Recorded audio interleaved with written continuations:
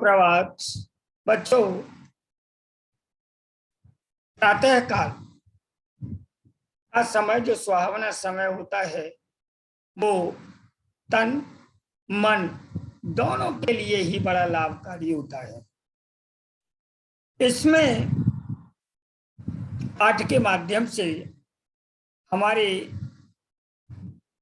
जो कवि हैं द्वारका प्रसाद माहेश्वरी जी, इन्होंने इस प्रस्तुत कविता में यह संदेश दिया है कि जिस प्रकार फूल यानी पुष्प, सुमन, कुसुम अपने जीवन काल में सभी सुख दुख सहते हुए सदैव मुस्कुराता रहता है, उसी प्रकार से हमें भी अपने जीवन में आने वाले सुख दुख के प्रति समान भाव रखना चाहिए।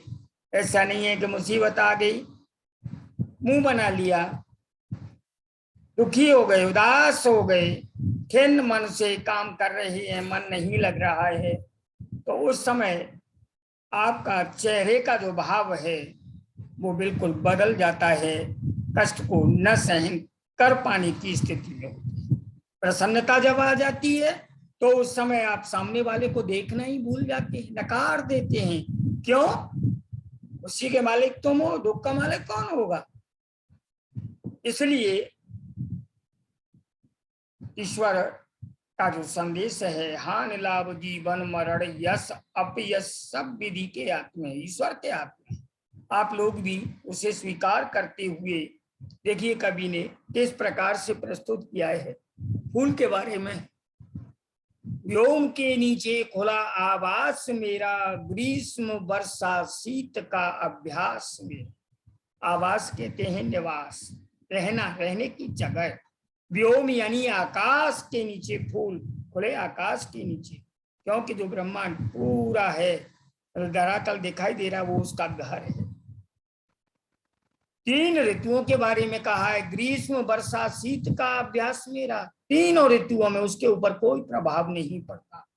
गर्मी आ जाए तो गर्मी को झेलता है, सर्दी आ जाए सर्दी को झेलता है, और वर्षा हो तो वर्षा को भी, तीनों को मुस्कुरा करके झेलता रहता है। झेलता हूँ मार मारूत की निरंतर, यानी हवा की मार को भी, थपेड़ों को झेलता रहता हूँ। खेलता हूँ खेल जिंदगी का हंसकर। जिंदगी में जो उसका एक खेल है हर व्यक्ति के लिए, आपके लिए भी, मेरे लिए, सभी के लिए।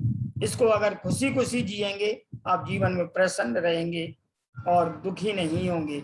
तोड़ने को जिस किसी का हाथ बढ़ता, मैं बेहस उसके गले का हार बन। कोई भी मेरी तरफ फूल को यानी मुझे तोड़ने के लिए हाथ बढ़ाता है मैंने कभी उसको मना नहीं किया। उसने हाथ बढ़ाया, मुझे तोड़ा, और मैंने उसकी प्रसन्नता को, उसकी यादों को तरोताजा कर दिया। हार बनना यानी उसकी खुशियों को और बढ़ाना। तोड़ने को जिस किसी का हाथ बढ़ता, मैं व्यस उसके गले का हार बनता। सह राह पर बिछना या चढ़ना देवों पर, बात है मेरे लिए दोनों बराबर।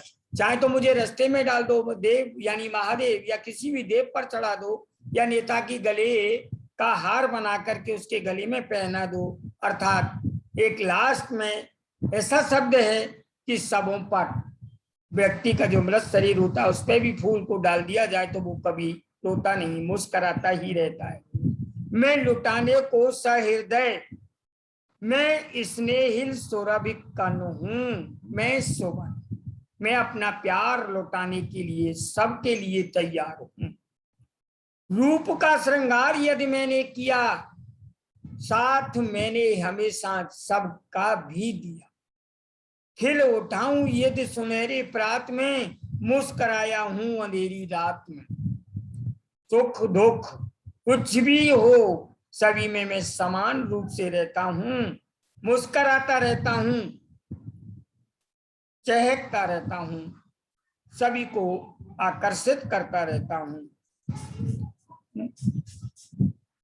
मान का सौंदर्य जीवन की एक कला है, मैं संतुलित हूँ, मैं सुमन हूँ। मैं हर जगह पर आप बच्चों की तरह से, फूल का जो स्वभाव है बड़ा ही कोमल होना चाहिए, बड़ा ही सुरीला होना चाहिए, कोमल मधुर स्नेह वाला होना चाहिए। तो बच्चों इतना ही है। धन्यवाद। आप इसको अच्छी तरह से कर सकते हैं, याद भी करना चाहें तो हो सकता है।